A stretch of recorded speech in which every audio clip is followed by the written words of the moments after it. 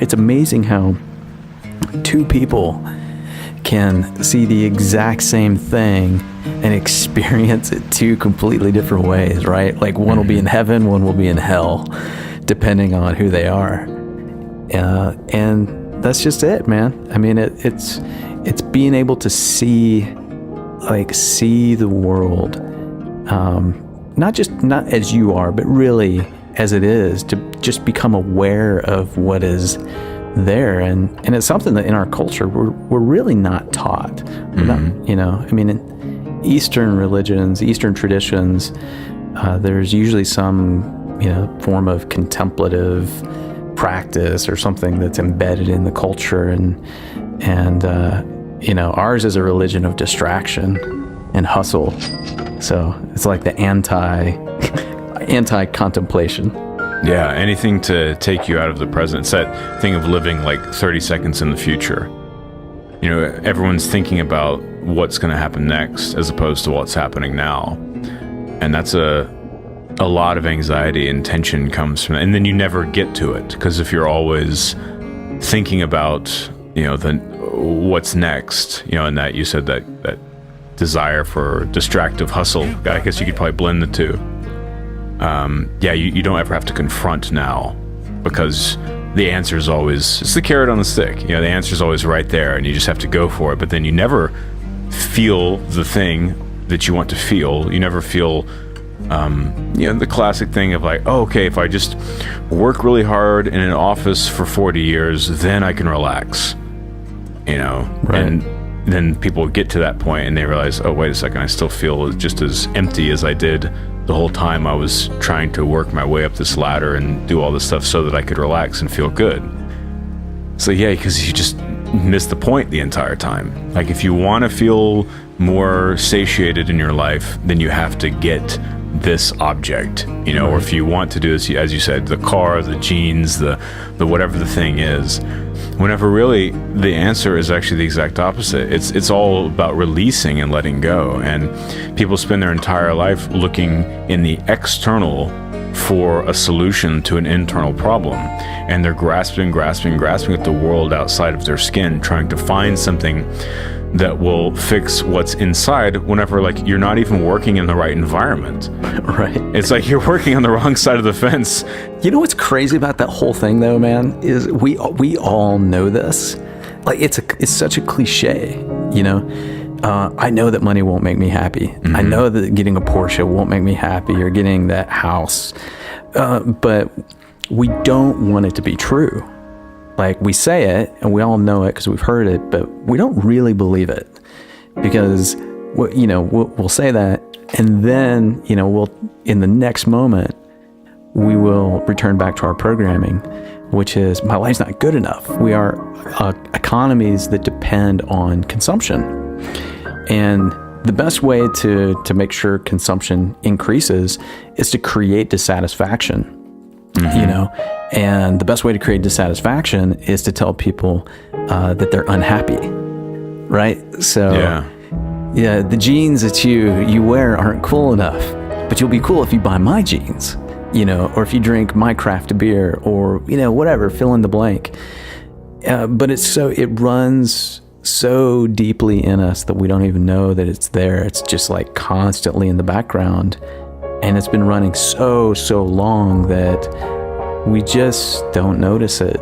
People that are beginning to participate in things like, like your meditation courses, or going to yoga classes, or, learning just to even get out of the office and go for walks or whatever, where they're more mindful. I mean, they're learning how to be where they are rather than, pulling that lever, like the monkey. It really is deeply cultural. It's programming that's put into us from a very, very young age, because it keeps us controllable and it keeps us productive. But the people who we find really cool, and people who have magnetism, who people are interested in, those people are just being themselves. Right. That's the irony, Yeah. And it's that I'd heard this a few weeks ago of, in your 20s and 30s, you spend your life like trying to impress other people.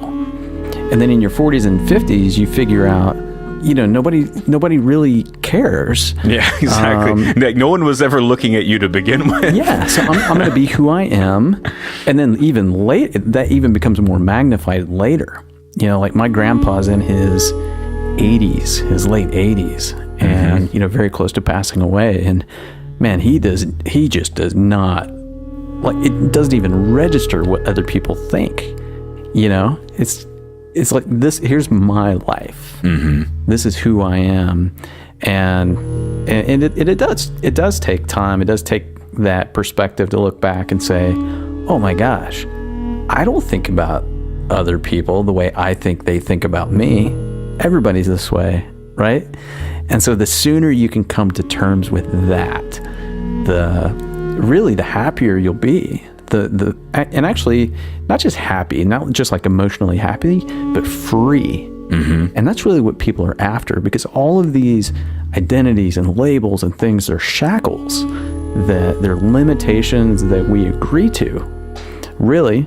And you are a combination of what you've been taught, what you have agreed to as being true, and then ultimately who you say you are. It's those three things, and we're so rooted in these agreements, I want to be perceived a certain way, or this person said this about me, and then I agree that's either true or not, and then that becomes my identity. And it's just, an exchange. It's trading in identities and polarity, and it's enough to drive you crazy. I think that most people don't get out of themselves, maybe ever in their life, or maybe very rarely.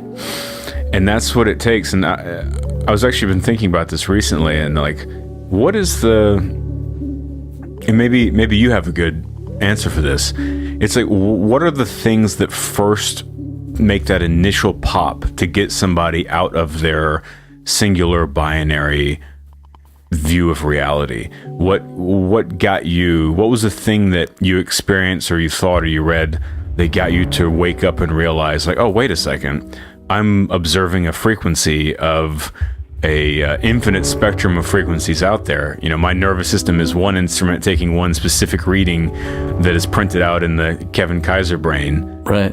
What's the thing that, if you can remember, or if you're aware, what did that to you? Oh yeah, I can remember.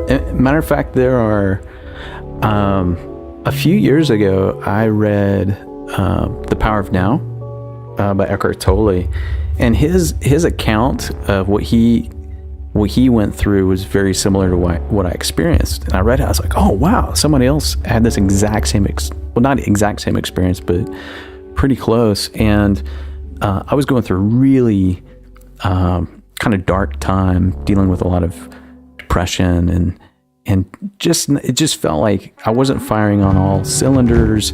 I didn't know what I wanted to be when I grew up. I went to school for one thing, and it turned out I didn't like that, and didn't really know, what am I, why am I here? And so it felt like, people talk about having these, hitting rock bottom of the barrel kind of experiences. And I felt that, like, it's kind of hollowness in my soul. And I remember I was laying in bed, but it was very strange, because it was like I was observing myself laying in bed. I wasn't like out of my body or anything, nothing like that. But it was, wow, I just don't think I can live with myself anymore. But in saying that in my mind, I just knew, like, for the first time in my life, I realized, now wait a minute, the me that is observing me thinking this is not the same me that is actually doing the thinking. So, oh my gosh, well, not only who am I, but what am I? What am I? Whose thoughts are these that are cropping up in my brain? Exactly.